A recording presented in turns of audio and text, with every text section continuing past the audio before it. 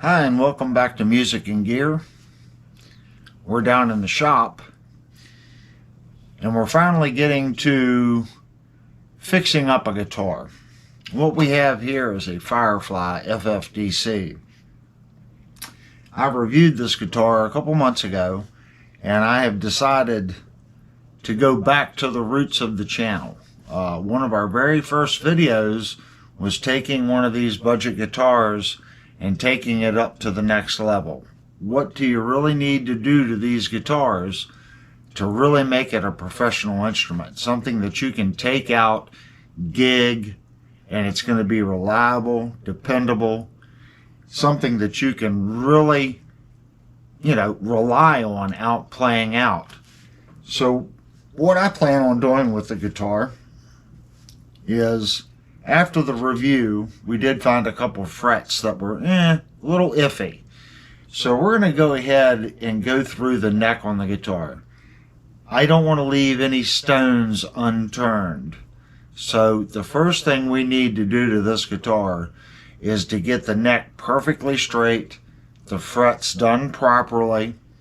Then, once we know all that's right, we're going to work on this bridge and tailpiece, which I have right here.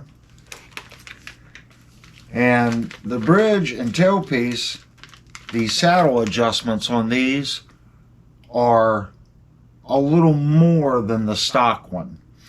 This particular bridge allows the whole bridge to move back and forth, plus the individual saddle movements. The reason I'm wanting to do that is I have an intonation issue on this A. It is extremely close, but it actually needs to move a little more forward to get this guitar to intonate perfectly. There is no more room there. Most people would say it's close enough. If you hit the note just right, it does intonate on the 12th. The problem is the overall average could be better. So we're going to try to install this bridge, okay, and get it to where we can do an average intonation setup on this guitar. Next thing we're going to do is I have ordered some 3-3 locking tuners for it. This is a bridge and open nut design. So we don't have a locker up here. We want to do everything we can to ensure that this guitar is going to stay in tune. So, tuners, good bridge. The next thing that we're going to do is the electronics. The pots on the guitar are okay. They feel smooth. They are full-size pots, if I remember correctly. But what I plan on doing is putting some CTS 500K pots in the guitar. They are extremely smooth. Nice pots. I have 4 of those. I also have a Pure Tone jack here. And the Pure Tone jack makes engagement on 2 locations. It ensures that you're getting good contact on your 1/4-inch cable. These are a necessity for a guitar that you're going to go out and gig with, something that you need to know is going to be reliable and dependable. This is a great jack. We also have a bag of capacitors. These are .022s. I have ordered some .033s. I think I want an 033 in the guitar, but I do have some .022s, and I also have some .047s in the drawer. The next thing we're going to do is I use Schaller strap locks on all my guitars. So if you're using the Schaller, you can also use Fender. Schaller makes the Fender strap pieces. I don't need the lockers. They're on all my straps. So all I need is the buttons. So we're going to put 2 Fender strap lock buttons on the guitar. And then here is the thing. I ordered this from a gentleman on YouTube, and he makes very nice pickups. They are hand wound. And I'll just pull the little sticker out here. Let me take the two pickups out.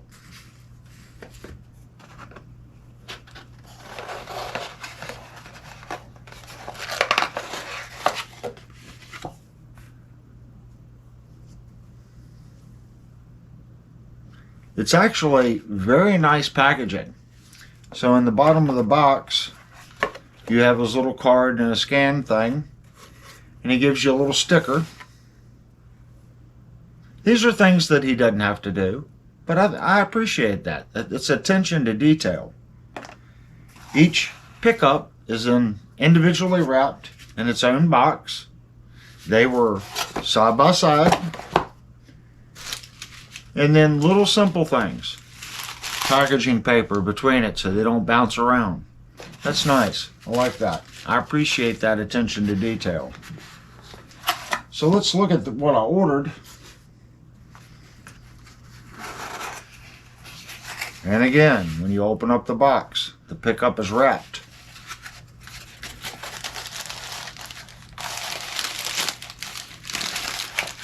And it's wrapped quite a bit.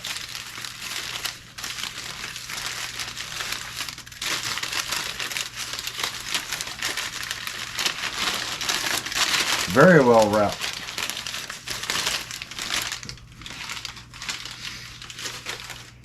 So here's our pickup. Take the little piece of plastic off here. And you can see down here on the corner, it's got his little name on it.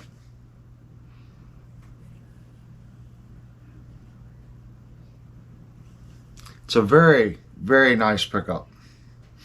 So I have two of these for this guitar.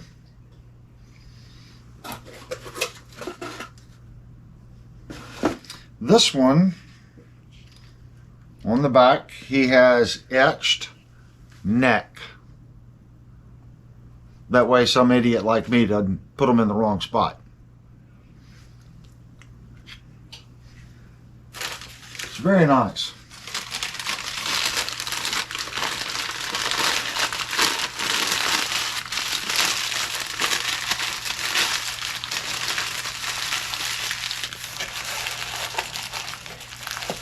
So it'll probably be a while before we actually get to the wiring on the guitar. But I wanted to bring it to everyone's attention on what my plan was. In this video is just for you all to give suggestions. You see the basic parts that I have laid out here. I want feedback from you all.